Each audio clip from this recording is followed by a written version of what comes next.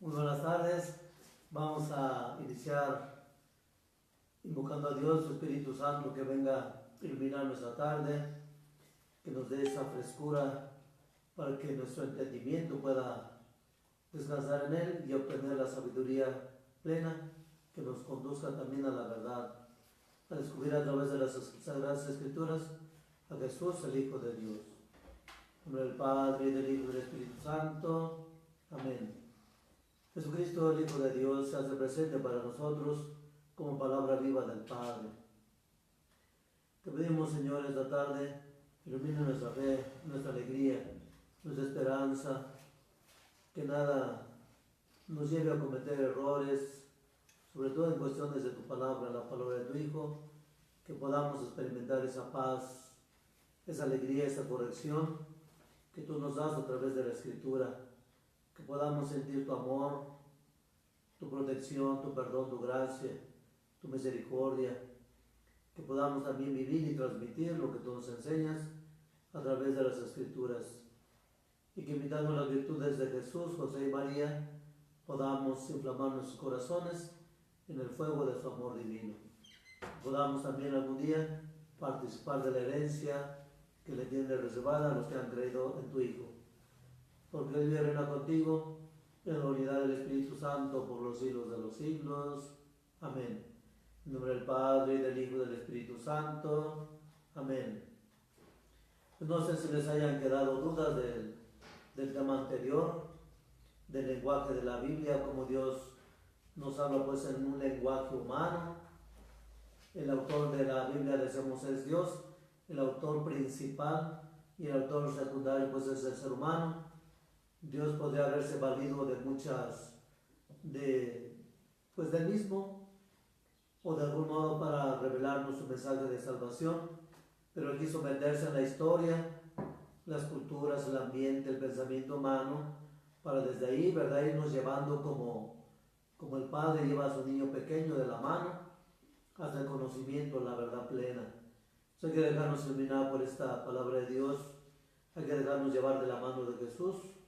Así como José y María llevaron a Jesús, pues también nosotros dejémonos llevar de la mano del Espíritu Santo para poder discernir, para poder entender y sobre todo para servir a la palabra de Dios. Hoy vemos el tema número 5, la interpretación de la Escritura en la Iglesia. Aquí le corresponde interpretarla.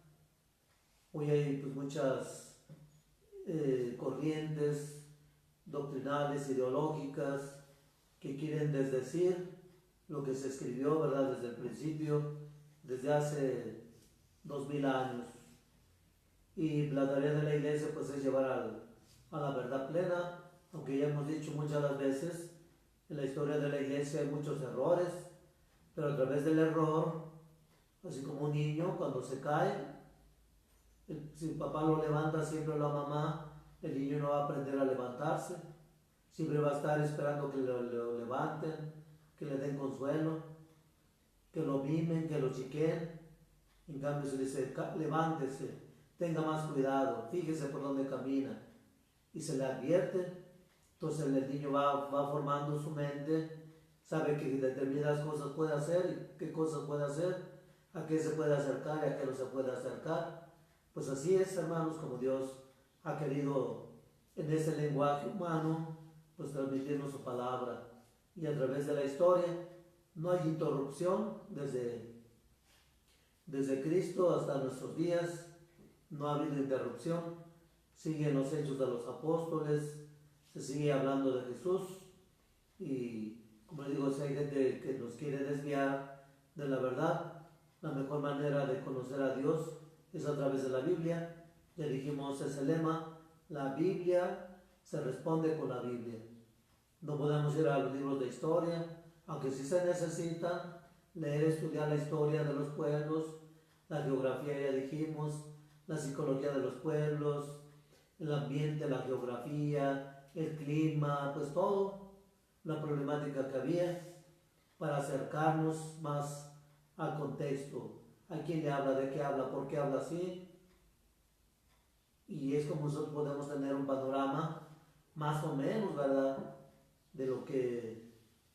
se dijo y se hizo en aquel tiempo, porque pues es muy complejo el meternos 2000 años atrás y ver el pensamiento de los personajes. Bien, el estudio de un texto pide de nosotros una lectura desde la fe y dentro de la iglesia. Por eso les digo, ya tenemos mucho acceso a la Biblia, ya mucho la tenemos en la casa, pero falta que la leamos, que hagamos esa práctica, ese ejercicio con los niños, enseñarles a leer. Hay muchos niños muy buenos para leer, pues hay que poner en sus manos la Biblia, y luego la vida de los santos, y luego la historia de la salvación, y así como los niños van enriqueciéndose. Ya cuando vengan por allá las ideologías en la primaria, en la secundaria, porque ya desde la primaria pues se comienza a hablar de la evolución, de Darwin y muchos pensadores científicos que solamente se quedan en el aspecto superficial en lo humano, no van más allá de lo espiritual. Y por eso nosotros desde la fe pues tenemos que ir viendo, y dentro de la iglesia, la revelación de Dios. Y este acercamiento a la Biblia tiene que ser de una manera activa, cristiana y actualizada. Si cristiana desde la fe, como les digo, si la vemos solamente desde la ciencia, desde la pura filosofía, la antropología, pues no. Más bien la religión toma todas las ciencias para que nos enriquezcamos y tengamos como les digo, un panorama más amplio de lo que se hizo, ¿verdad? Esta fue la antropología, la arqueología, todo eso, los grandes descubrimientos que ha habido, pues nos va metiendo el contexto histórico de Jesús, como vamos a ver más adelante, el Jesús histórico, la persona de Jesús y el Jesús de los evangelios, porque los evangelios no nos hablan de una historia de Jesús, simplemente hablan de los hechos salvíficos. Entonces hay como una diferenciación del Jesús de la historia, que no sabemos mucho. Los evangelios dicen muy poco, que hizo de su adolescencia, su juventud, solamente desde el bautismo hasta allá. Lucas pues habla cosas de la infancia porque investigó entre los familiares de María y muchos personajes. Bien, pues vamos a ver el texto bíblico, y dice la carta de San Pablo a los Gálatas, capítulo 1, del 7 al 8. No hay otro evangelio. Lo que pasa es que algunos los están confundiendo e intentan manipular el evangelio de Cristo, pues sea maldito cualquiera, yo incluso un ángel del cielo, que les anuncie un evangelio distinto del que yo les anuncio. Entonces ahí está Pablo aclarando que ya desde entonces, decíamos, ya desde entonces han surgido muchas personas que han querido confundir, alejarnos de la verdad de Jesucristo, y por eso pues tenemos que meternos a estudiar, sujetarnos a la historia, a la Sagrada Escritura como fuente de inspiración, y es nuestro cuaderno de trabajo. A través de él pues estamos dando este repaso científico como un método para nosotros ya después bajar al texto y viendo las cartas, San Pablo y todo lo demás, los evangelios, y así, para tener una visión un poquito más amplia, porque no se puede agotar. Podríamos llevarnos toda la vida investigando y pues no acabaríamos de conocer a Jesús. Siempre vamos a tener algo nuevo que decir de él.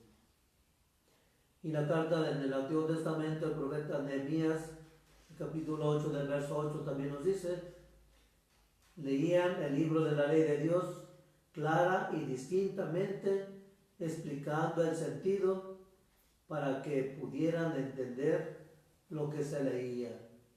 Entonces, cuando los textos el pueblo no los entendía, pues el sacerdote o el profeta eran los encargados de explicar Lo mismo Jesucristo del Nuevo Testamento en la sinagoga, se paraba, hacía la lectura y daba la explicación, señal de que Jesús estaba preparado. No cualquiera podía pararse, bueno, aquí como en nuestro tiempo, los fieles leen la primera lectura, el salmo, la segunda lectura, la aclamación, pero el evangelio y la interpretación del evangelio le corresponde al sacerdote. Entonces Jesucristo leía a los profetas, los salmos, y al sacerdote ya le tocaba lo de la ley. Entonces cada quien tenía su espacio en la sinagoga, así como le hacemos actualmente a la iglesia. Cuando no hay sacerdote, pues el ministro pues lee el evangelio. A muchos se les da unas orientaciones para llevar una orientación a la gente. Entonces es necesario leer la escritura en la comunidad para que todos, ¿verdad?, oigamos lo mismo, aunque también hay que ver, por ejemplo, ya hemos dicho de las homilías, cada sacerdote saca un tema, no porque sea distinto o sea contradictorio, sino es lo que Dios quiere que le dé a la comunidad y se enriquece. Les decía también el otro día, hoy tenemos muchas posibilidades, ver la homilía del Papa, de un cardenal, de un obispo, de un sacerdote, de un diácono y de varios. Y eso nos da una visión muy amplia del Evangelio y se enriquece mucho, no se empobrece. Ciertamente, pues si yo me paso en la homilía hablando de la kermés y de otras cosas, pues no, eso no es homilía, o regañando a la gente, insultándola, contándole chistes, o disfrazando el Evangelio. Entonces el protagonista de la celebración ya no es Cristo, soy yo, que le hago de vaquero, de pistolero, de payaso, de mimo, ¿verdad? De todo, de titiritero. Entonces se pierde el sentido y es lo que tenemos que exigir y reclamar siempre. Pero andamos buscando el sensacionalismo, ¿verdad? A mí en una de las parroquias cuando inicié, es que usted no es como el otro padre. El otro padre nos la rañaba, nos la rayaba, nos insultaba, nos gritaba, nos decía nuestras verdades. Y yo les decía, bueno, ¿ustedes son personas o son animalitos? ¿Quieren que les trate como personas que razonan, que entienden, con buenas palabras? ¿O necesitan como los burritos, verdad? Que los tenemos que gritar, golpear, insultar, para que puedan entender de alguna manera o reaccionar. Pues no, ¿verdad? Conduzcámonos como personas civilizadas. Por eso vamos al templo. No vamos al templo por ser ignorantes, no. Vamos como hijos de Dios a escuchar su palabra. Y es lo que nos quiere decir también San Pablo, de las confusiones, ¿verdad? A veces nos confundimos porque nosotros también no transmitimos realmente el mensaje de Dios. Podemos transmitir otras cosas, como les digo, de otro interés. Que hoy vamos a leer la carta de sabe quién, que hoy voy a explicarles el Evangelio y se pone a leer, a hablar de un video y de toda la cosa. Claro, si esas cosas nos ayudan para reflexionar, como un ejemplo, pero no tiene que ser el centro de la reflexión bíblica, de la homilética, ¿verdad? Se pone el ejemplo, el testimonio, pero tiene que llegar a nuestra vida, tiene que decirnos algo a nosotros, a través de un chiste o algo, una broma, una sentencia, pues como que queda claro, es como para sellar el mensaje. Nosotros vamos a misa porque este padre dice muchas bromas, muchas maldiciones, pues no, ¿verdad? Eso no es el sentido de ir a la iglesia. Por eso están allá los teatros, los lugares donde puede uno ir a reír, ¿verdad? A que le cuenten chistes y tanta cosa. Bien, pues vamos en el número 1, la interpretación de la Biblia. Pues para acercarnos a la Sagrada Escritura hemos de hacer un esfuerzo.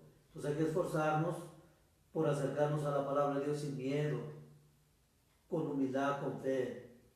Esfuerzo para interpretarla, esta palabra divina de Dios. y que nos hable en nuestras vidas. Y por ello les digo, alguien dice que San Francisco agarraba la Biblia y leía un pasaje, y luego leía otro, y luego leía otro, y pues no, ¿verdad? A ver qué nos dice la palabra de Dios hoy. Y pues se ponía, eso dice, pues no sabemos si históricamente sea verdad, como aquello que le pasó a Judas, ¿verdad? Bueno, uno que leyó que quería leer las escrituras así como San Francisco, ¿verdad? Agarraba el libro, la Biblia. Judas traicionó al Señor. No, pues yo no traiciono al Señor. Y yo ya le agarro otro pasaje y aquí mero. Por 30 monedas. No, así no me gusta. Y así, yo nunca voy a vender al Señor por monedas. Yo le voy a servir. Y así se pasó. Y Judas le dio un beso al Señor. Y pues no le gustaban los textos. Y pues ya finalmente, ¿verdad? Judas ve y ya es lo que tienes que hacer. Y al final le dio el otro. Judas se ahorcó. Pues no, eso es un sentido literal, ¿verdad? No podemos interpretar la Biblia así como viene, por traicionar al Señor. Entonces necesitamos esforzarnos para acercarnos a la palabra de Dios. Y aquí nos va dando el método. Para llegar a la Escritura tenemos que tener ciertas actitudes y disposiciones. Que no estemos borrachos, cansados, drogados, que no estemos enojados, muy cansados, o que se nos imponga, que se nos obliga a leer la Sagrada Escritura. Entonces se pierde el sentido. ¿Con qué actitud? Enojado, triste, desilusionado. Y aunque así anduviéramos, hermanos, de todos modos, si tenemos fe y creemos, la palabra de Dios nos va a dar la paz, nos va a orientar, vamos a encontrar el camino que ilumine nuestra vida, vamos a encontrar la alegría. Y si necesitamos, pues meternos a leerla. Por ahí me encontré unos escritos quizás como, pues yo creo unos más de como 22 años, la cosa es que no les puse ni fecha ni nada. A lo mejor uno sí tiene una fecha, no le he buscado por ahí, no la he encontrado, pero ahí hay unos escritos que dice que cuando uno los vuelve a leer, se queda uno asombrado. ¿Cuándo escribí esto? ¿Por qué lo escribí? ¿Qué sentimientos tenía? Son cuestionamientos que hoy me hago yo después de 22 años y van dirigidos a una persona concreta. Yo escribí esto y pues ahí está, ¿verdad? Pues por eso cuando es necesario también que hagamos nuestro diario, aunque sean palabras sencillas, pensamientos, cosillas que vamos haciendo en la vida, y con el tiempo vemos y revisamos, y escribí con mala ortografía, hasta eso descubrimos muchos errores y muchas veces podríamos corregir y puede enriquecer nuestra vida, nuestro pensamiento. Yo pensaba así, y como el pensamiento va evolucionando de día en día. Dice un dicho, un filósofo, nadie se baña en el mismo río. ¿Qué entendemos por esa palabra? ¿Cómo? Yo cuando hacían esa pregunta en filosofía, yo me pregunté, pues ¿cómo que no? Yo me meto al río ya está. En el fondo lo que quiere decir es en otro sentido, de sentido literal, como vamos a ver más adelante, no literario, literal. Es decir, nadie se baña en el mismo río significa que nadie se baña con la misma corriente de agua, porque el agua va pasando, es el mismo lecho donde yo estoy parado, pero no es la misma agua, el agua va corriendo, y son palabras, ¿verdad?, que se graban, se quedan ahí. Pues así también nosotros pues tenemos que beber de este río para enriquecernos, de esa fuente inagotable de la palabra de Dios. Entonces están las actitudes, las disposiciones y las orientaciones. Tenemos que dejarnos orientar por la iglesia. Aquí nosotros como parte de la iglesia, como sacerdotes que tenemos ciertos estudios, y con estos métodos pues queremos ayudarles como miembros de la iglesia a discernir, a tener un espacio de formación intelectual, científica, para que podamos entender mejor la Sagrada Escritura.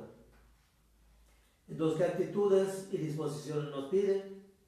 Se nos pide para leer la Sagrada Escritura, primeramente la humildad.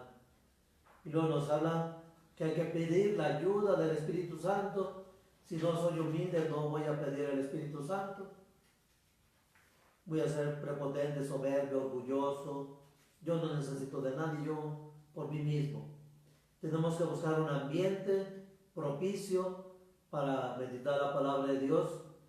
Y en ese ambiente puede ser personal, en un lugar, en medio de en la playa, en un cerro, en un bosque, en un cuarto encerrado, con música espiritual de fondo, o en la comunidad, dentro de la iglesia, en un retiro espiritual. Entonces hay muchos elementos, es el ambiente donde tenemos que preparar. También tenemos que buscar un método que nos ayude. Acostados nos podemos quedar dormidos, sentados puede ser un rato, no caminar, y así, ¿verdad? Dar espacio para escribir, meditar el texto, profundizarlo. Un poquito podemos ver como método la lección divina, que es un método muy válido, muy bueno, para que nosotros vayamos desarrollando la imaginación, la espiritualidad, ver lo que dice el texto y ya confrontarlo con los textos de la iglesia. Y ahí vamos buscando la verdad. Entonces todo esto nos tiene que llevar a la vida, la disposición. Es para que lo hagamos vida, no para dejarlo aquí o acá, sino llevarlo a la práctica. Y también pide que en este método que sea una lectura activa, cristiana y actualizada. Esos serían pues los elementos que nos piden para las actitudes. Entonces, primeramente nos piden que seamos humildes. No podemos ser autosuficientes. O se habla de autodidactas. Ciertamente hoy por ahí ya han salido varios videos de niños, niñas, superdotados de un coeficiente intelectual del 160, imagínense. Yo como sacerdote se me hicieron un examen, ¿en qué número quedaría? Pues quién sabe, a lo mejor ni el 10% de mi cerebro, de mi capacidad. Yo decía el otro día como hay muchos talentos desperdiciados, aunque los niños sean pobres, aunque sean con síndrome de Down, aunque sean niños autistas, son genios. Gente, ¿verdad? Que ahí está. No, échalo para afuera porque te va a causar muchos problemas, mucho desgaste de tiempo, no te va a dejar ser feliz, no vas a poder amar, no vas a poder trabajar, te va a gastar tu economía, te vas a envejecer. Mejor échalo a la basura. De cuántos genios, de cuántos sabios, de todo, nos hemos perdido la humanidad. Y por eso estamos en este mundo, ¿verdad? Presidentes ineptos que compran con dinerito los títulos, ¿verdad? Aquí ya tuvimos un presidente, ¿verdad? Que compró su título de licenciado y otro que lo hallaron, ¿verdad? Que lo había plagiado de otro escritor. Pues, pero como es el presidente, pues ¿cómo vas a echarle tierra? Pues no, ¿verdad? Y los callan. Pero así está plagado el mundo en la iglesia, en el clero, en la escuela, en las licenciaturas, los gobiernos, donde quiera, psicólogos que tienen su título pero no saben de lo que hacen. Están ahí porque dejan dinerito, no es tanto el servicio. Entonces sí necesitamos la humildad, hermano, reconocer nuestras limitaciones y ponernos, ¿verdad?, en la situación. Yo, por ejemplo, yo no tengo ninguna licenciatura, o todos los muchachos que salen de filosofía, ya salen, ¿verdad?, con su título de filósofos. Yo ni siquiera tengo título de secundaria, ni de prepa, menos de filosofía ni de teología, ¿verdad? Simplemente sacerdote. Porque a veces los títulos, ¿verdad?, nos llenan la cabeza de humo. Por ahí me acuerdo de un compañero cuando lo ordenaron, ¿verdad? Va la gente, los familiares muy contentos a saludarle. ¿Qué pasa, Gasparín? Pues por decir un apodo, ¿verdad? No puedo decir el apodo porque ¿qué pues, Gasparín? ¿Cómo te digo? ¿Qué? ¿Cuál Gasparín? Presbítero, licenciado, fulano de tal. Oye, pues así te hemos llamado toda la vida. Yo cuando voy a la casa, mis hermanos me dicen Inés, no me dicen mi padre. Por eso no me ofende, ¿verdad? Los que me conocen, ¿qué pues, anciano? ¿Qué pues, ruco? Pues no, eso no es ofensivo, hermanos, porque es un ambiente familiar, así nos conocemos, así convivíamos. Ya soy padre, ¿verdad? Me tienen que respetar, sí, al respeto, ¿verdad?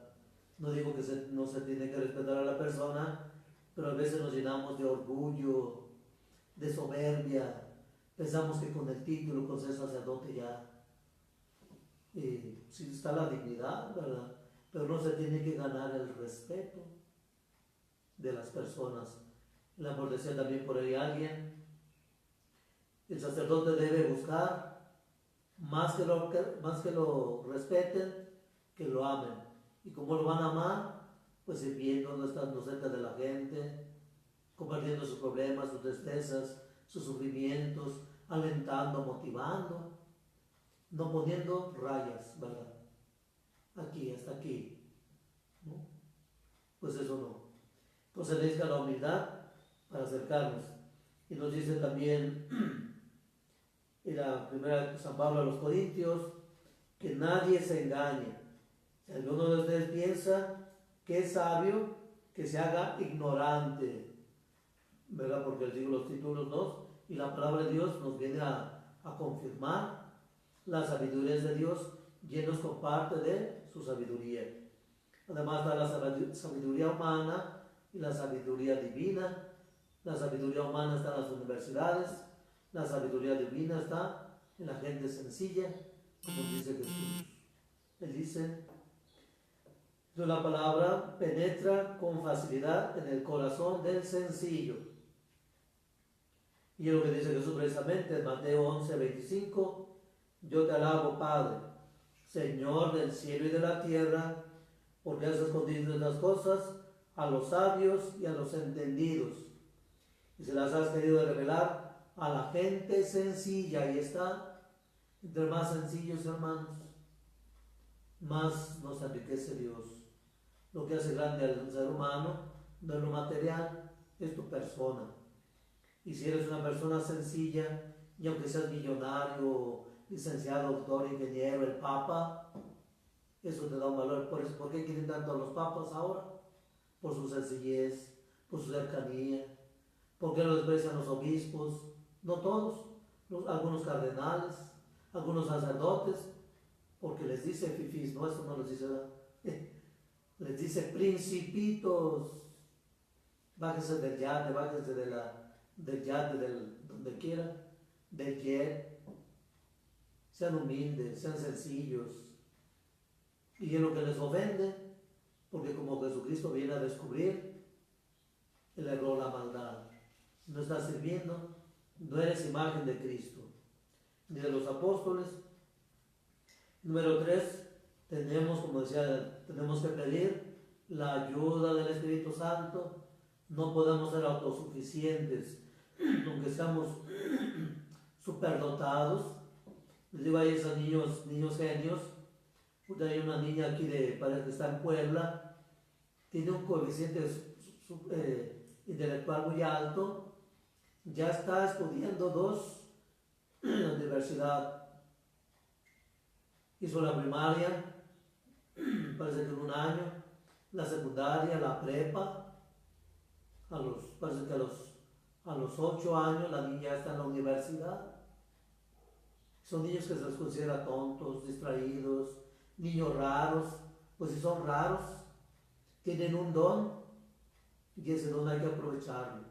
Cuando los padres los descubren, o los doctores, los especialistas no los canalizan, llévenlo a tal lugar. Y lo que deberíamos hacer todos, ¿verdad? Cada quien en su rama.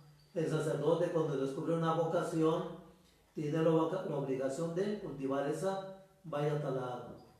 Que usted tiene cualidades para esto, vaya a la música, al teatro, las artes, las ciencias, hay que analizar.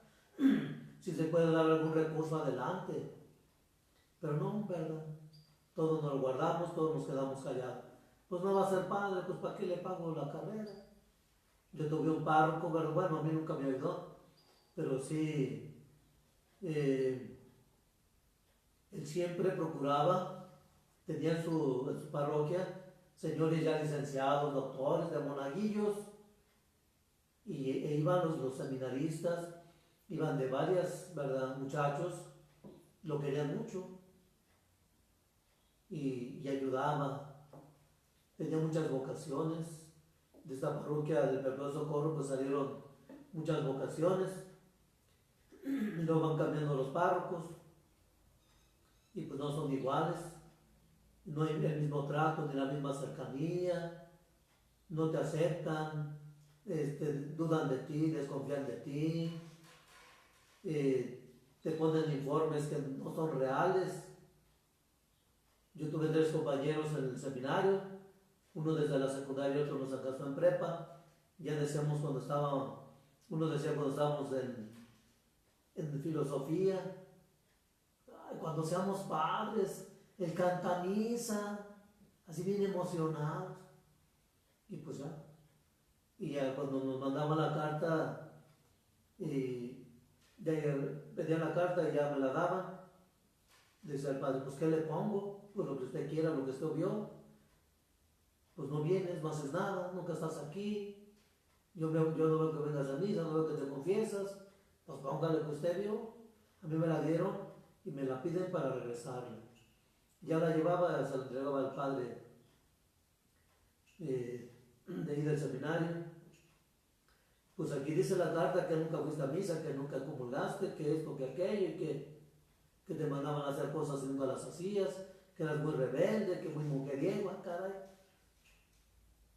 Pues eso dice la carta. Pues usted cree, pues eso es, ¿verdad? Ya salí a platicar con los compañeros y el otro, ¿verdad? Risa y risa, bien. Ay, está pues. Y así son cosas de la vida, que uno va pasando en el seminario, así como va uno discerniendo, es como uno se va purificando. Y había otro compañero que ese sí nunca iba y lo traían aquí en las manos, ¿verdad? Así lo trataban, que buen seminarista, un ejemplo, un modelo, y ya platicaba con él y daba una risa muy grande. Oye, pues si ustedes son los que hacen todas las cosas, yo nunca voy, a mí me pone todo lo contrario. Y pues no fue sacerdote.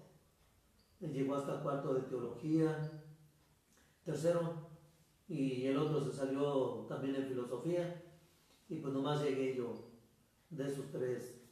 Entonces fíjense cómo de nuestra misma historia pues tenemos que ir aprendiendo, ser humildes, invocar siempre al Espíritu Santo que nos ayude a discernir sobre la vocación de sus hijos, para todo. Y este es el libro, hermanos, de la sabiduría de Dios, donde podemos encontrar todas las herramientas para poder crecer y madurar. Dice San Juan en el capítulo 16, 13, cuando venga el Espíritu de verdad, los iluminará para que puedan entender la verdad completa.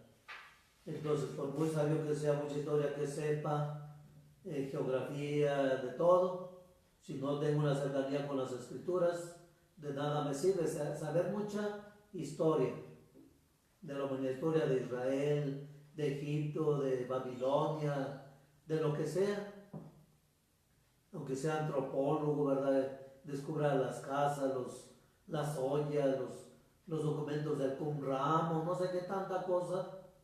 Es que aquí dice la verdad. Si no lo confrontas con las Sagradas Escrituras, pues son papiros, ¿verdad? Mutilados. No tienen toda la verdad. Ya porque hay unas cosas allí escritas, hay que ver quién las escribió, en qué año, Y todo eso es lo que hace pues la iglesia, ir discerniendo, ¿verdad?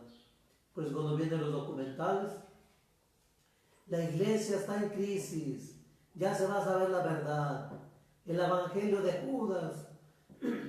¿Y qué dice el evangelio de Judas? Pues nada, puro sensacionalismo, puro vender. Que ya encontramos la tumba de Cristo, ¿verdad? Esa película que pasaron también hace unos 10, 15 años, por ahí más o menos, 20. El Cuerpo se llama esa película, de un investigador que anda ahí viendo y que quisan enterrar a los hermanos de Jesús, María y José, y sepa qué tanto, que Jesús sí tuvo muchos hermanos. Pero si no nos dejamos llevar por el Espíritu Santo, si nos apartamos de la Sagrada Escritura y de la iglesia, pues estamos perdidos, no vamos a saber nada. Entonces la Escritura se vuelve palabra viviente, es palabra de Dios solo a través del Espíritu Santo. Pues hay que, antes de leerla, tenemos que invocar al Espíritu Santo que ilumine, que no nos llene de errores, de mentiras, de dudas, sino que más bien la recibamos como palabra divina, no como ciencia humana, sino como ciencia divina. En el número 4, el ambiente. ¿Cómo debe ser el ambiente? Tranquilo. Pero a muchas personas les cuesta mucho trabajo en su casa meditar la palabra de Dios. Por ahí salió también un video de una familia americana. Yo no sé si era una caja de un refrigerador.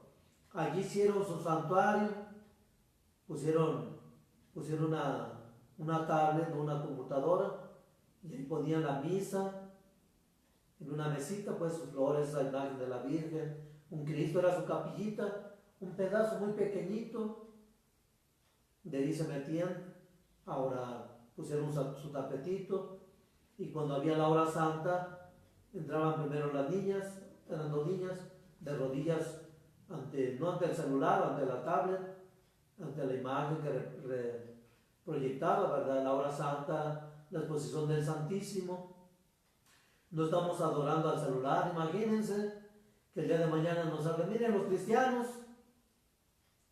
que venga y nos diga un testigo de Jehová, un protestante, se van a burlar de, miren esos cristianos, ya no tienen con las imágenes, ahora andan adorando la tecnología, están de rodillas, pues qué ignorantes.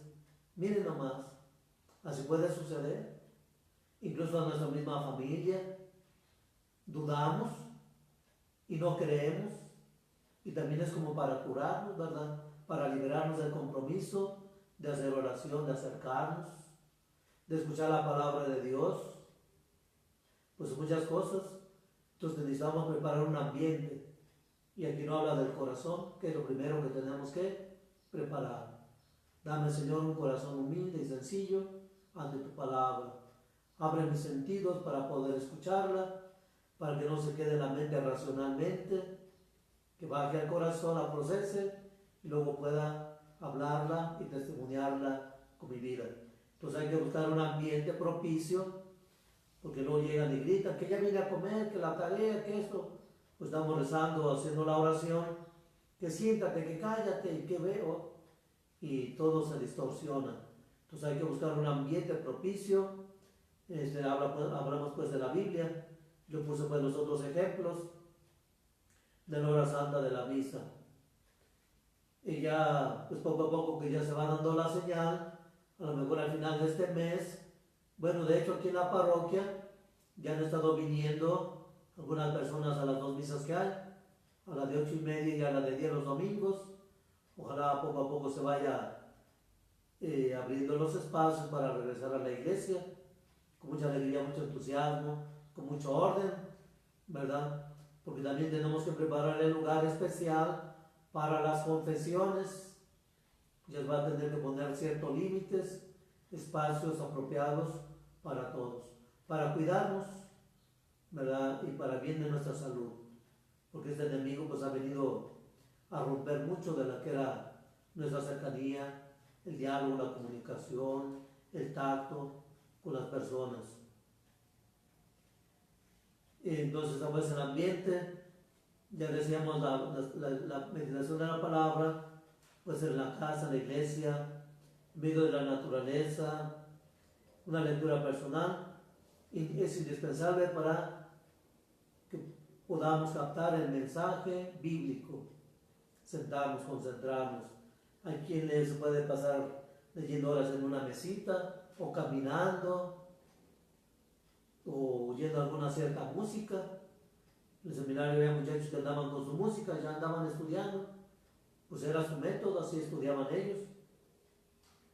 El mejor medio pues es en la comunidad, en la iglesia, y por eso tenemos que, antes de regresar a la iglesia, revisar con qué actitud vamos a volver a la iglesia, disposición, vamos a estar atentos a escuchar, a participar, porque ya hemos dicho, la liturgia eucarística se divide en dos: liturgia de la palabra y liturgia de la Eucaristía, y procurar venir puntuales. Entonces este tiempo tuvimos que aprovecharlo para erradicar vicios, para revisar por qué siempre llegábamos tarde, o por qué llegábamos cansados, aburridos, enojados, desagusto. Es que la misa es bien temprano, pero hay más misas. Yo les he dicho muchas veces a la gente que se confiesa, hay misa de 10, hay misa de 1, de 6 y de 8, o hay algunos otros lugares donde pueden ir otros horarios. Es que vamos a mandar, pues allá en el centro hay muchos templos, todos están saturados de horarios, desde las 6 hasta las 8 o 9 de la noche. Entonces es cuestión de que nos organicemos. Pero es que a mí me gusta ir porque los niños les gusta ir con el Padre X, porque les pone títeres, ¿verdad? Y les digo, pues ya se pierde. El niño va perdiendo el sentido de la palabra, el encuentro con la palabra auténtica, con la persona. Que yo quiero dar el mensaje al niño a través del títere, pues yo tengo que ser creativo, ¿verdad? Poner el lenguaje de los niños, que para entenderme con la gente grande tengo que echarle vigas por medio del monito, ¿verdad? Decía por ahí un compañero una vez, pues es la única manera de echarles vigas a la gente, de decirles lo que tengo que decir. Entonces no eres auténtico, eres hipócrita, no tienes el valor, aunque tú estés hablando, te vales de un modo para decir las cosas. No, tiene que ser de tu corazón, no usar instrumentos, porque falseamos, ¿verdad? Engañamos a la gente y no estamos hablando con honestidad, con sinceridad, porque estamos usando como un disfraz a través de un mono, un títere, lo que sea. Pues es que nadie me ha dicho nada, el obispo no me ha dicho nada, pues no esperemos a que nos diga, ¿verdad? Si está bien o está mal lo que hacemos. Por eso las rúbricas, las normas litúrgicas que nos piden que lo que tenemos que hacer. Está la actualización teológica constantemente, nos están recordando, pero hacemos oídos sordos. Y eso es para todos, ¿verdad? La formación, también como líderes de grupos, podemos tener esas actitudes de sentirnos mayores, superiores. Ya dijimos el método, ¿verdad? El método que más nos puede convenir, pues cada quien, pero la iglesia propone el método de la lección divina, sin duda la vamos a ver más adelante. Y esto tiene que llevarnos a la vida, a la práctica, no solamente llegar a ser intelectuales de la palabra de Dios, sabernos los textos de memoria. Hay gente que se sabe los libros de memoria y solamente les digo, repetimos lo mismo y no avanzamos, no decimos otras, no actualizamos el pensamiento y siempre lo mismo. Y para hacerlo vida necesitamos también un acercamiento distinto a la lectura reflexiva. Tenemos que hacer una lectura reflexiva más profunda, más allá de lo que aparentemente leemos. Luego leemos mal y lo entendemos.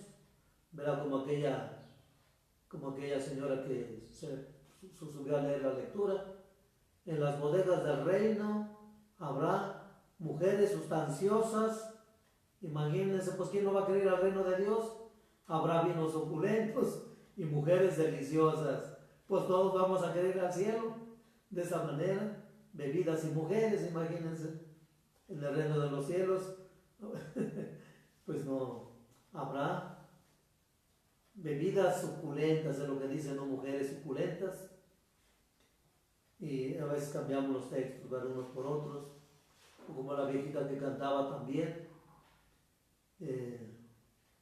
yo soy la vieja que andaba perdida, en vez de decir yo soy la oveja, se pone a cantar yo soy la vieja que andaba perdida, lejos, lejos de ti, mi Señor.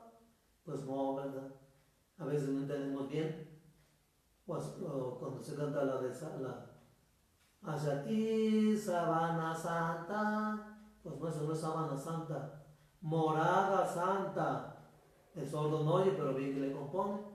Entonces necesitamos, hermanos, especializarnos un poquito más en la palabra de Dios. Entonces por eso necesita la exégesis, es decir, es como exprimir el texto y sacar la proteína. Cuando exprimimos una naranja, ¿verdad? Nos la tomamos, y a veces dicen también ahora los especialistas que la naranja se tiene que comer con todo y gabazo, porque nomás exprimimos el jugo, se quedan todos los cristalitos que son los que traen la vitamina, la proteína. Entonces necesita y tomársela directa, no ponerle azúcar o sal, porque le pierde las propiedades. Así sea la Sagrada Escritura, le vamos añadiendo cosas, elementos, pierde su sentido, su valor. Entonces el exégeta es el que nos va orientando más o menos, porque sus estudios son muy amplios, muy profundos del estudio de la Sagrada Escritura. Entonces se necesita una lectura reflexiva, un estudio científico de la Biblia. Y es necesario en la iglesia y constituye un servicio ordinario orientado a mejorar la comprensión de los textos, porque muchos están escritos en hebreo, la mayoría del Antiguo Testamento está en hebreo, y todo el Nuevo Testamento está en griego, y por eso necesitaríamos, y luego como del griego se tradujo al latín, ya hubo modificaciones, y del latín se tradujo al castellano, ya hubo modificaciones, y todavía a lo largo de la historia sigue habiendo modificaciones, y se va perdiendo, ¿verdad?, el original. Por eso para ser estudiosos de la Biblia necesitamos ser exégetas, ¿verdad? Tener una amplia gama de conocimientos científicos, históricos y de todo para poder dar un acercamiento al texto sagrado. Entonces eso es lo que hace el exégeta. Es una persona dedicada a estudiar los textos bíblicos, la lengua, el lugar, el ambiente en que se dijo, a quién se dijo, por qué se dijo, cómo se dijo, por qué se dijo, y entonces nos lo traduce hacia la Biblia, ¿verdad?, para nuestro conocimiento. Entonces es el que interpreta la Sagrada Escritura, es una interpretación crítica de las Sagradas Escrituras, científica, completa, de todo un texto, no solamente un pedacito, no, que nos dice todo el autor sagrado con esta frase. Pues les digo, la Biblia se responde con la Biblia, tiene que confrontar, tiene que buscar el motivo de esa frase, o de esas palabras ahí contenidas. El número 7, estamos pues dentro de las actitudes y disposiciones para la Sagrada Escritura. Entonces esta lectura, el número 7 nos dice, tenemos que hacer una lectura activa, cristiana y actualizada. Es necesario que la lectura de la Biblia la hagamos de una manera activa. Entonces aquí supone emplear todas nuestras capacidades y esforzarnos para captar el sentido del autor humano. Quiso expresar y al que pertenece el texto, y todavía habría que ver más allá, ¿verdad? Porque ya dijimos, Pedro no escribió, tuvo su ayudante Marcos, luego se fue con San Pablo, anduvo con los dos, y eran los escribanos, los secretarios, Lucas. Entonces Cristo no escribió, Pedro no escribió, Marcos, Mateo, Lucas y Juan se escribieron, por lo menos dos, Mateo y Juan, fueron discípulos de Jesús porque los llamó. Ellos sí directamente nos pueden dar el mensaje de Jesús. Juan escribió sus cartas, el libro del Apocalipsis, el cuarto evangelio. Mateo escribe también su evangelio. Entonces tienen una cercanía. Por ahí hay algunos que dicen, es que en los evangelios son puras contradicciones. Mateo dice una cosa, Marcos otra, y Lucas otra, y Juan otra. No hablan todo lo mismo. Juan no habla de la infancia de Jesús, que eso y aquello. Que Lucas es el único que habla de la infancia. Entonces están hablando en contextos históricos distintos o ambientes a una comunidad distinta. Y lo hacen de esa manera para que capten el mensaje. Entonces por eso nosotros tenemos que ir desarrollando esa capacidad, esforzarnos por estudiar la Biblia siempre. Si pueden darle 10 leídas a la Biblia en su vida, mucho mejor. Y todo eso, les digo, va abriendo nuestra mente. Y los mensajes, la misma Biblia que va a contestar, tiene un texto aquí y luego te refiere a otro y otro y otro. Y es como nosotros nos enriquecemos a través de ella. Entonces necesitamos el estudio para conocer qué dijo el escritor. Ya no dijo ni Cristo ni los apóstoles, hasta que el que vino a escribir y qué quiso, qué le transmitieron. Cristo dijo una cosa, a lo mejor Pedro captó otra, y el que escribió otra. Y allí es donde entra precisamente el poder del Espíritu Santo para unificar lo que Cristo dijo y lo transmitió al escritor sagrado, al agiógrafo, al escritor santo. Pero también debe ser una actitud cristiana con un espíritu de fe. Es decir, creer lo que se nos está transmitiendo aquí es palabra divina. Y como les digo, no nos trata de ver contradicciones, se trata de ver la salvación de Cristo. Es el tema principal. Dios está dando un mensaje de salvación. Jesucristo, a través de la multiplicación de los panes, de resucitar los muertos, de curar los enfermos, está hablando de curación del alma, expulsar demonios, nos está hablando de la resurrección, de la vida nueva, de la gracia, del poder, para curarnos, salvarnos, santificarnos y conducirnos al reino de Dios. Y debe ser también actualizada desde nuestra realidad y situación personal para que las palabras sean vivas y vividas, ¿verdad? Nuevamente aparece la palabra viva y vivida. Entonces yo, una vez que estoy convencido en mi fe de que es palabra divina, tengo que vivirla, hacer la vida. Ya pasamos a la segunda parte, que nos habla pues de la orientación. Y ya lo que nos pide, ¿quién nos va a orientar hacia esto? Primeramente, dijimos el Espíritu Santo, y la iglesia asistida por el Espíritu Santo es a la que tenemos que acudir para el estudio. Ahí hay talleres bíblicos, y así hay muchos talleres de un modo y otro, diplomados, licenciaturas, la Universidad de Pontificia de México, ya se especializa la gente en ciertos temas para ello, ¿verdad? Entonces desde la iglesia es la que nos va llevando. Les digo, nos está faltando muchísimo, estamos muy atrasados en gente especializada, gente humilde, gente sencilla. En nuestras parroquias tenemos gente, ¿verdad?, que se dice sabia, que tiene sus títulos, no sé qué tanto, pero no tiene la humildad, la sencillez para transmitir los conocimientos.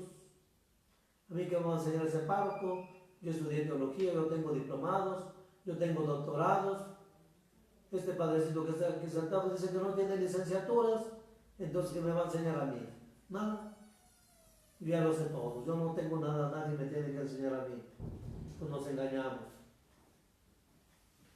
Entonces dentro de la iglesia es donde nosotros podamos formarnos, acercarnos a nuestras parroquias para que podamos ser instruidos en las cosas de Dios, orientados. La iglesia es la que nos da la verdadera interpretación de la Biblia, porque a la iglesia se le confió las Sagradas Escrituras, el Nuevo Testamento, y desde ahí nosotros tenemos que partir para ello. En una vida dentro de la iglesia, el libro, la Sagrada Escritura, es la voz del pueblo peregrino. Entonces al principio la iglesia recibió las Sagradas Escrituras para ponerla en el conocimiento del pueblo de Dios, en la gente, ¿verdad? Y es lo que estamos tratando de hacer, de que ustedes tener la Sagrada Escritura ahí, vivirla, conocerla y ponerla en práctica. El número 9, aquí lo que les decía en el sentido literal, existe una gran distancia, tanto en el tiempo como en la cultura. El tiempo actual del texto, después de 2000 años, tenemos que conservar el original y no desviarnos de la verdad. Pues es que esto me dice algo parecido, pero no. Tiene que ser lo que es, lo que el escritor sagrado quiso decir. Aquí, por ejemplo, nos habla del lenguaje de la Biblia. Es un lenguaje simbólico y real para nuestra fe. Un mismo texto puede expresar varias cosas. Por eso les digo, cuando se hace una homilía, a un sacerdote le da una idea a otra, un pensamiento. Entonces, si los juntamos, al fondo está una reflexión muy rica, porque con el mismo tema nos están enriqueciendo el panorama. Y aquí habla pues del sentido literal. ¿Y cuál es el sentido literal? Es al que tenemos que apelar, atenernos. El texto realmente, lo que el texto realmente quiere decir, no lo que un padre nos decía, me parece. No se trata de que me parece. Lo que el texto quiere decir. Aquí pone un ejemplo. Alguien dice, o en nuestra cultura decimos, ¿verdad? Estoy muerto de frío. ¿Qué queremos decir con eso? Un muerto no puede decir que está muerto de frío. Decimos, tengo mucho frío. Ese es el sentido literal. Me muero de hambre, estoy muerto de hambre. Me muero por conocer. Estoy muerto de conocer. Así podemos poner muchos ejemplos. Estoy muerto de hambre, es decir, estoy hambriento, tengo mucha hambre. No está diciendo que se murió de hambre o porque no comió, sino porque tiene mucha hambre. Eso es parte de nuestro lenguaje. En otra cultura otras palabras dirán otra cosa, pero aquí nuestro lenguaje es eso. Ese es el sentido literal. El sentido literalista supone tomar la frase al pie de la letra sin discernir su sentido. Estoy muerto de hambre. Pues se murió de hambre. Podríamos decir, si lo tomamos al pie de la letra, ¿no? Lo que el texto quiso decir, no lo que el texto está diciendo, a lo que me refiere, más allá de la letra, al pensamiento, a la cultura, cómo se hablaba, cómo se expresó, o cómo es que queremos expresar, al decir, ¿verdad? Estoy muerto de amor, tengo necesidad de ser amado, estoy muerto de escucharte, tengo ese deseo grande de seguir escuchándote, por verte. Me muero por verte, dice la novia. Mira, son frases que usamos que nos refieren a que deseamos ver a la persona en muchas cosas. Ojalá quede claro el sentido literal.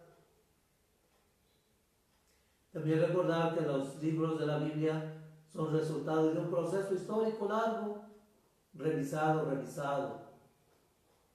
Y que no se hizo, pues ya están aquí, al principio sí se tomó ahí, decíamos desde la Ilustración comenzó todo ese proceso, a dudar, a preguntar, ¿por qué?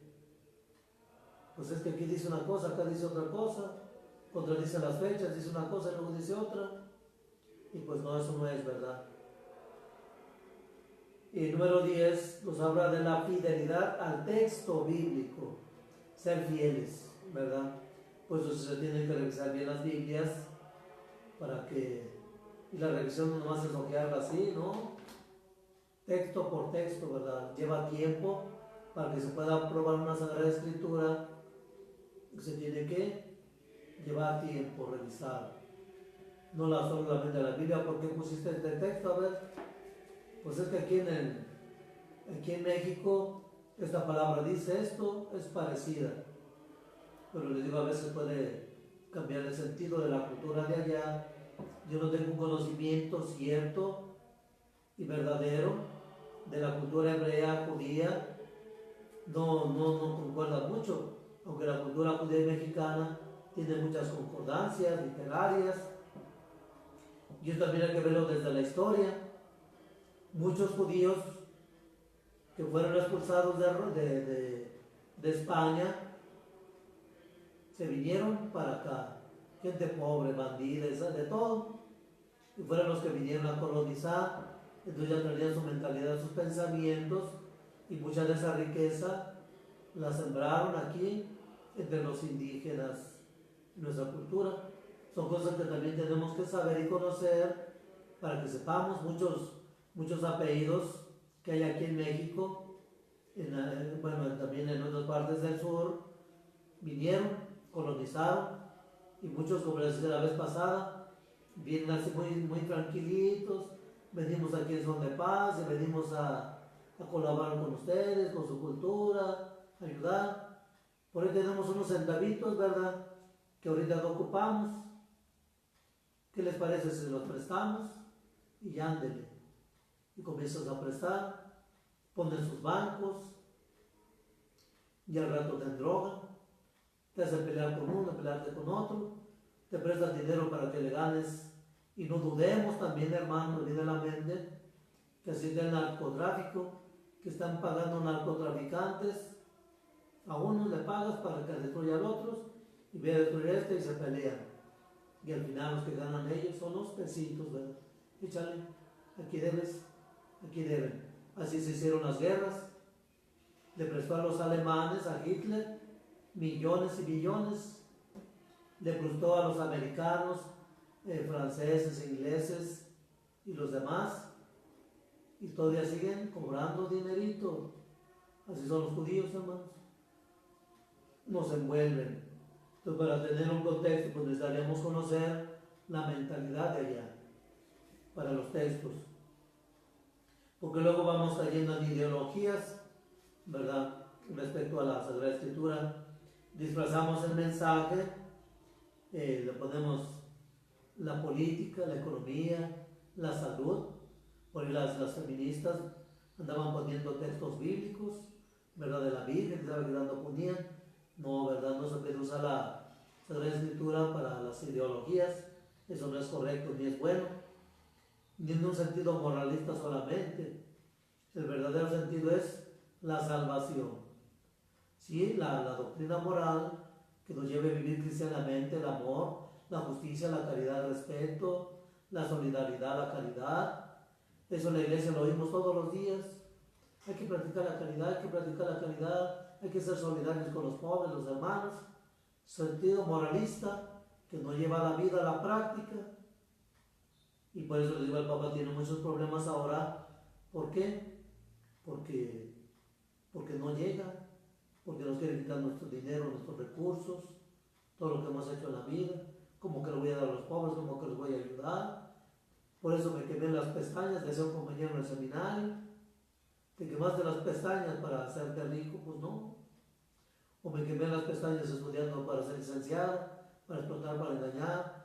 Me quemé las pestañas estudiando para ser profesor, para llenar a los niños, ¿verdad?, de ideologías, de mentiras, de errores, de veneno en contra de la iglesia. Mucha gente dañada que se salió de la iglesia por cosas y vomitan, ¿verdad?, veneno. Y muchos muchachos hoy están convencidos en sus casas. Véanos quién es su profesor, que se dedica a su nombre temeroso de Dios.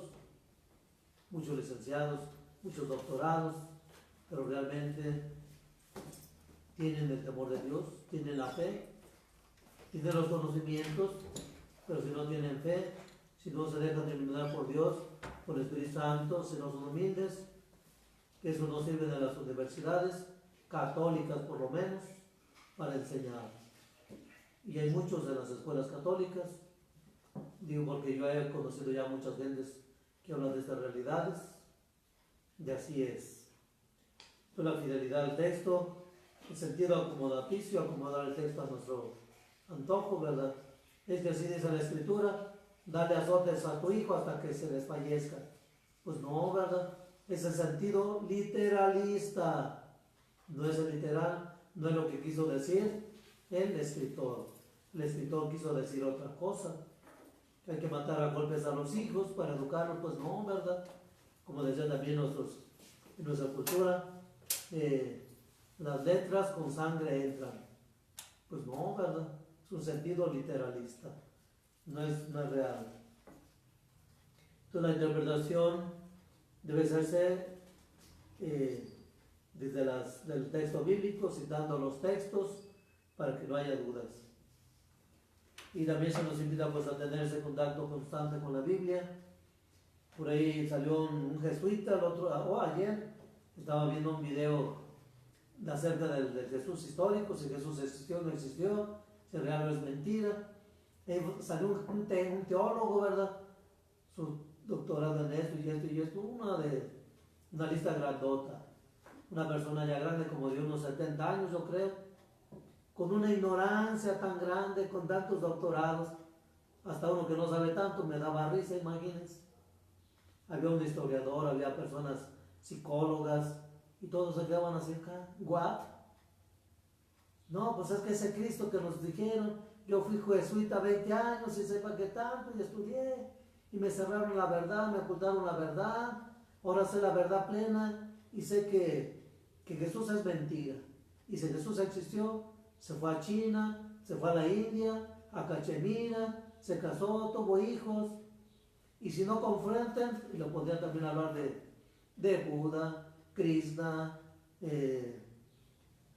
Confucio, y de tantos, mírenlo, le decía el historiador, es que eso es absurdo, ¿cómo vas a confrontar la Sagrada Escritura con eso? Eso no es histórico, son frases parecidas, Cristo mismo las usa. Yo decía a propósito de esto, antier más bien, hoy, no antier, no sé, pues ya ni sé, pero en esta semana decía eso, que Jesucristo vino a dar, a propósito del texto bíblico, dice, habrán oído que se dijo en la India, en la China y donde quiera, ojo por ojo, diente por diente, porque esos son de esas culturas, no lo negamos. Ya dijimos, el pueblo de Israel se llenó de muchas culturas y muchos de estos están reflejados ahí, pero Cristo es el único que viene a darle sentido real a las cosas. No he venido a abolir la ley ni los profetas, por lo tanto, si se dijo, yo digo ahora, esta es la verdad. Y es lo que le faltó a ese teologito, hermanos, la verdad de Jesucristo, la revelación, porque Él es la palabra de Dios, Él es el Hijo de Dios, Él es el Verbo encarnado. Ámense. Nada de que ojo por ojo, diente por diente. Hay que amar, hay que perdonar, hay que vivir la justicia. Entonces Jesucristo viene a darle sentido teológico, espiritual, religioso, moral a todo lo que la ley dijo. No vino a abolirla, sino a darle sentido. Ahí queda claro pues que los demás hablaron en un sentido literario, cultural, moral, y Cristo viene a darle sentido auténtico, lo que Dios quiere para la humanidad. He dicho. Bueno, vamos a concluir con una oración. En nombre del Padre, del Hijo y del Espíritu Santo. Amén. Te damos gracias, Señor, porque tú nos iluminas a través de tu palabra. Haznos dignos de leerla, meditarla. Haz que nos saciemos siempre al estar junto a ella, con verdadera fe y humildad. que sintamos, que crecemos, que maduramos, no solamente en los conocimientos, sobre todo en la humildad, en la fe, y que esta palabra podamos hacer la vida ya desde ahora. Oh Señora mía, oh Madre mía, yo me ofrezco a toda vos en prueba de mi fray afecto. Te consagro esta tarde para siempre, mis ojos, mis oídos, mi lengua y mi corazón, una palabra de todo mi ser, ya que soy todo tuyo, Madre de bondad, guárdame, defiéndeme, como cosa o construcción tuya. Amén. Dulce Madre, no te alejes, tu vista vino a partes, ven conmigo a todas partes, solo nunca me dejes. Tú que me proteges tanto como la Madre, hacemos que bendiga al Padre y al Hijo y al Espíritu Santo. Amén. Y el Señor esté con ustedes, y la bendición de Dios Todopoderoso, Padre, Hijo y Espíritu Santo, descienda sobre ustedes, familiares, amigos, les dirija y acompañe siempre. Amén. Tengan muy buenas tardes, noches, que descansen, sean felices y síganse cuidando. Y ojalá pronto ya podamos abrir nuestras iglesias, por lo menos en el Día del Padre. Yo creo este domingo pues que se vengan algunos papás, ¿verdad?, a celebrar el Día del Padre en nuestra iglesia. Muchas gracias.